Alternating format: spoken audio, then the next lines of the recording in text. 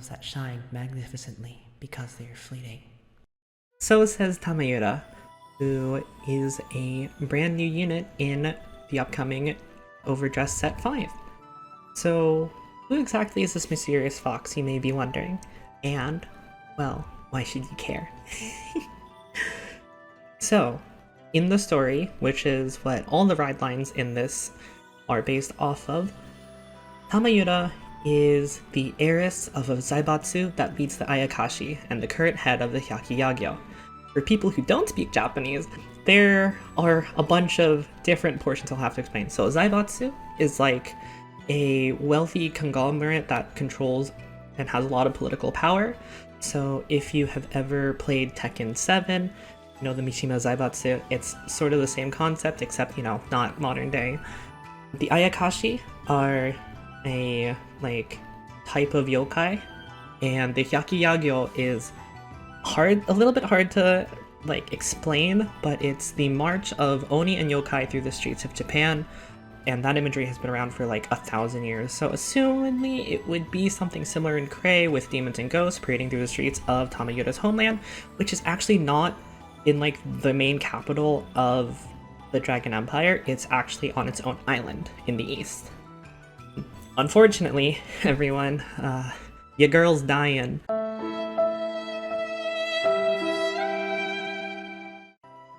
Tamayura is actually very sick. She actually struggles to go out in the daylight. That's why she's wearing an umbrella, and that's why she uses that umbrella as her weapon. But her poor health is actually how she met the twins, Ririmi and Rarami, the prototype direful dolls, who were saved from being destroyed by just her words. Basically what I mean by that is Tamayura went up to the people who were about to destroy the two direful dolls, and since we don't have a fully fleshed out story on their meeting, she most likely went and was like, I see what you're doing, and what if you didn't destroy these two living dolls and just gave them to me instead? And the day was saved. Thank you, Tamayura. While they don't have as many dangerous functions as they did while they were circus performers, the twins act as her devoted companions, who are also glitters, which are people who seek the Fire Gallus, as it says on the card. So, Fire Gallus is kind of a weird concept to explain, but that's mostly because we don't know that much about it. It has been described as a font of overflowing magic power, which honestly means a lot to Cray being a world that has lost its magic. However, we are not really clued in on all the details, so it could be anything like a holy grail or a child. That's happened before in anime.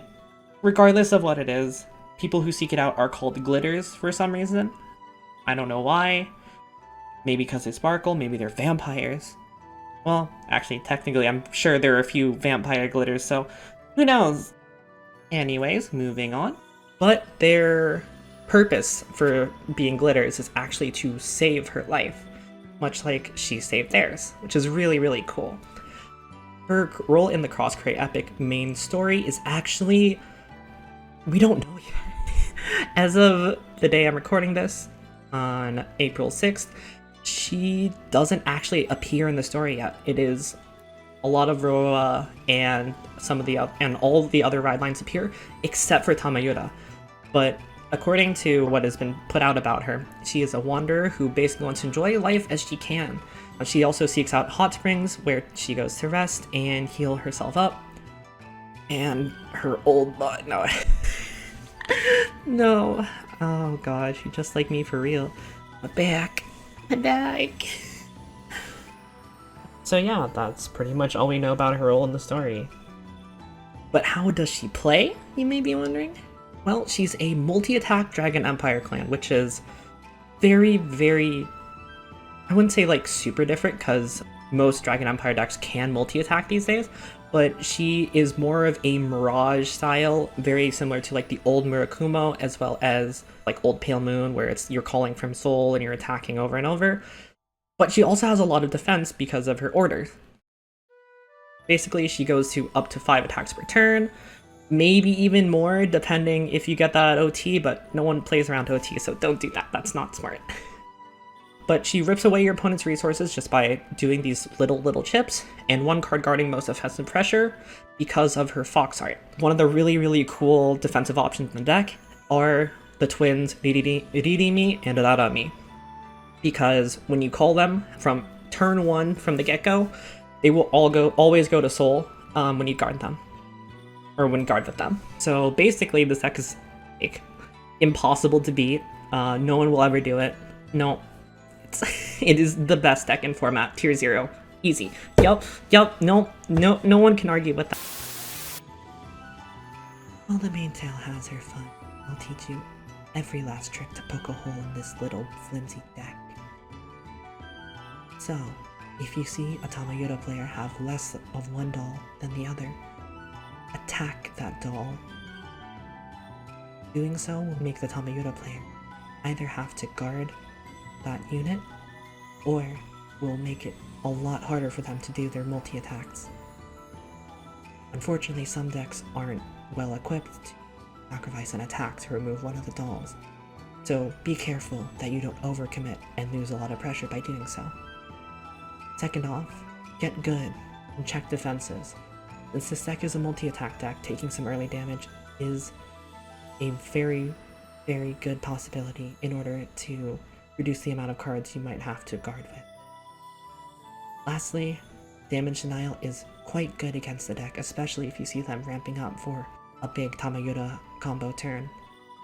I highly recommend doing so if you see a Tamayura drive checked, so you know the Persona Ride is coming. Denying them the damage with how little countercharge there is currently in Dragon Empire will definitely lead to your victory. Well, I'll throw back to the main tail for right now. Let her have her fun. Bye. Alright, I'm fine. I don't know what happened, but I'm fine. Anyways, I do want to say that the future of this archetype is really bright.